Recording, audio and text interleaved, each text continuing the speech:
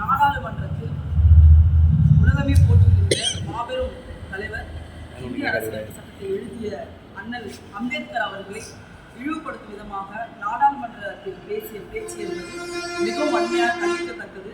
அதை கண்டித்து நாடாளுமன்ற வளாகத்தில் அகிம்சை முறையில் நாடாளுமன்றத்தின் எதிர்க்கட்சித் தலைவர் வருங்கால பாரத பிரதமர் இளைஞர் ராகுல் காந்தி அவர்கள் தலைமையில் போராட்டத்தை 2 நாட்களாக நாடாளுமன்றத்திற்கு வெளியே நடத்தினோம். நாடாளுமன்ற வளாகத்தில் நாடாளுமன்றத்திற்கு வெளியே நடத்தினோம்.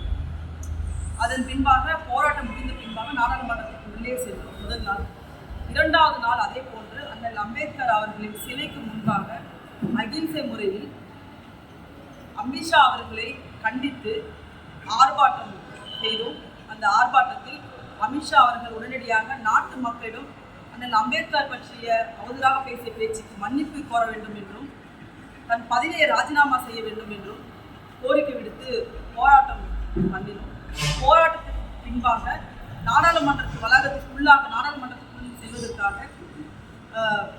பிரியங்கா காந்தி அவர்கள் மற்றும் இளைஞர் ராகுல் காந்தி, அகில இந்திய காங்கிரஸ் கமிட்டியின் தலைவர் மல்லிகார்ஜுன கார்கே அவர்கள் மற்றும் காங்கிரஸ் நாடாளுமன்ற உறுப்பினர்கள், இந்தியா கூட்டணியை சார்ந்த நாடாளுமன்ற உறுப்பினர்கள் அத்தனை பேரும் நாடாளுமன்றத்திற்கு உள்ளே நுழைவதற்காக அன்றைய நாடாளுமன்ற கூட்டத்தொடரில் பங்கேற்பதற்காக நாங்கள் முயற்சித்த பொழுது பாஜகவை சார்ந்த அத்தனை நாடாளுமன்ற உறுப்பினர்களும் எங்களை வாயில் உள்ள அனுமதிக்காமல் தடுத்தார்கள்.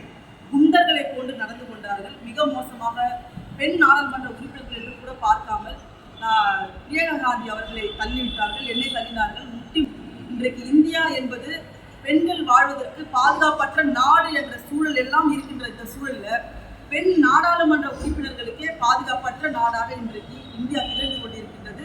இதற்கு மரியாதைக்குரிய மோடி அவர்கள் வெக்கு தலை குனிய வேண்டும். அவர்களுக்கு அம்பேத்கர் என்றாலே ஒரு பயம் இருக்கிறது. நேரு என்றால் பயம், இந்திரா காந்தி என்றால் பயம், அண்ணல் அம்பேத்கர் என்றால் பயம், காந்தி என்றால் பயம், ராகுல் காந்தி என்றால் பயம். யாரை பார்த்தாலும் அந்த கமல் படத்து வராமல் எதை பார்த்தாலும் பயம். ஏனென்றால் நான் சொல்லி அத்தனை தலைவர்களும் தேசத்தில் புகழ்பெற்றவர்கள், உலக அளவில் புகழ்பெற்ற தலைவர்கள் அத்தனை பேருமே ஜனநாயகத்தின் மீது நம்பிக்கை வைத்தார்கள். அண்ணல் அம்பேத்கர் அவர்களை இழிவுபடுத்தி இந்திய அரசியலமைப்பு சட்டத்தை மாற்ற வேண்டும் என்ற எண்ணத்தோடு அவர்கள் 2014 செயல்பட்டுக் கொண்டிருக்கின்றார்கள். அண்ணல் அம்பேத்கர் அவர்கள் எழுதிய இந்திய அரசியலமைப்பு சட்டம் தான் இன்றைக்கு உலகமே போற்றுகின்ற அளவுக்கு மிகப்பெரிய ஜனநாயக நாடாக இன்றைக்கு இந்தியா இருக்கிறது என்றால் அது நடக்கின்ற தேர்தல் முறை. அந்த தேர்தல் முறையை ஒழித்துவிட்டு இந்திய அரசியலமைப்பு சட்டத்தை மாற்றும் விதமாக ஒரே தேசம் ஒரே தேர்தல் என்று கொண்டு வர வேண்டும் என்ற எண்ணத்தோடு இன்றைக்கு அண்ணல் அம்பேத்கர் அவர்கள் ஊழலுக்கு இழக்கு செய்யும் விதமாக அமித்ஷா அவர்கள் நடந்து கொண்டிருக்கின்றார்கள். இந்த தேசம் அனைவருக்குமான தேசம் என்ற ஒரு சித்தாந்தத்தோடு உருவாக்கப்பட்டதுதான் இந்திய அரசியலமைப்பு சட்டம். மாண்புமிகு உள்துறை அமைச்சர் 27ஆம் தேதி சென்னை வருகை தர இருக்கின்றார். அண்ணல் அம்பேத்கரை இழிவுபடுத்தும் விதமாக பேசிய அமித்ஷா அவர்கள் தமிழகத்துக்கு வருவதை எதிர்ப்பு தெரிவிக்கும் விதமாக தமிழ்நாடு காங்கிரஸ் கமிட்டியின் தலைவர் மரியாதைக்குரிய செல்வப்பிரதிக் அவர்கள் கருப்பு கொடி காட்டி ஆர்ப்பாட்டம் தமிழகம் முழுவதும் காங்கிரஸ் கமிட்டியை சார்ந்த நிர்வாகிகளும் உறுப்பினர்களும் எதிர்ப்பு தெரிவிப்பார்கள் என்ற அறிக்கை அளித்திருக்கின்றார்.